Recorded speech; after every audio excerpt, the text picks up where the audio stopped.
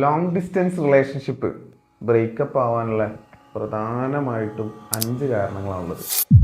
അതിൽ ആദ്യത്തത് കമ്മ്യൂണിക്കേഷൻ ഗ്യാപ്പാണ്. അതായത് ഇപ്പം ലോങ് ഡിസ്റ്റൻസ് റിലേഷൻഷിപ്പിൽ പോകുന്ന സമയത്ത് ഫീലിങ്സ് ഒന്നും അധികം ചിലപ്പോൾ കൺവേ ആയിട്ട് പറയാൻ പറ്റിക്കോണമെന്നില്ല. കമ്മ്യൂണിക്കേഷൻ ഗ്യാപ്പുകൾ അതിൻ്റെ ഇടയിൽ വരും.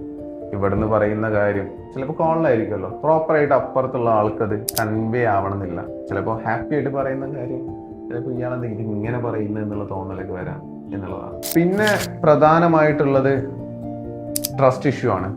കാരണം ഇയാൾ എന്ത് ചെയ്യുന്നു, എവിടെയാണ് എന്നുള്ളതിനെ കുറിച്ചൊരു ക്ലാരിറ്റി ഉണ്ടാവില്ല. അപ്പൊ നീ എന്ത് ചെയ്യുന്നു, എവിടെയാണ് എന്നുള്ള അതിനെക്കുറിച്ച് പിന്നെ ഓവർ തിങ്ക് ചെയ്യുന്നു. അത് ട്രസ്റ്റ് ഇഷ്യൂയിലേക്ക് പോകുന്നു എന്നുള്ളതാണ്. പിന്നെ അതുപോലെ തന്നെയാണ് മൂന്നാമത്തെ കാര്യം ഫിസിക്കൽ ഇൻറ്റിമസി. അയാളുടെ ഫിസിക്കൽ പ്രസൻസ് ഇല്ല, ഹഗ് ഇല്ല, ചിലപ്പോൾ കൈ ഹോൾഡ് ചെയ്യുന്ന ഇങ്ങനത്തെ കാര്യങ്ങളൊന്നും ഇല്ലാത്തത് കൊണ്ട് ആ ഒരു ഇൻറ്റിമസി നഷ്ടപ്പെട്ടുകൊണ്ടേയിരിക്കും എന്നുള്ളതാണ്. ഡിഫറെന്റ് ലൈഫ് ഫേസസ്, അതായത് ഒരാൾ പണിയെടുക്കാനും പഠിക്കാനൊക്കെ ആയിട്ട് പോയതായിരിക്കും. ഇവരവിടെ എത്തി വർക്ക് ചെയ്യുന്നു, അത് കഴിഞ്ഞ് ഉറങ്ങുന്നു എന്നുള്ളതൊക്കെ ആയിരിക്കും ഇമ്പോർട്ടൻ്റ് ആയിട്ടുള്ള കാര്യങ്ങൾ.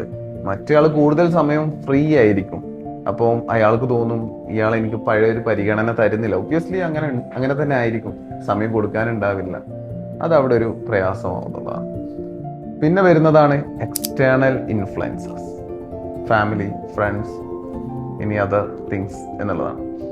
ഇത് വർക്ക് ആവത്തില്ല, ഇത് നടക്കത്തില്ല, ആള് പോരാ എന്നൊക്കെ ഉള്ള ഒരുപാട് ടോക്സുകൾ ഒരു സീഡ് ചെയ്യും എന്നുള്ളതാണ്.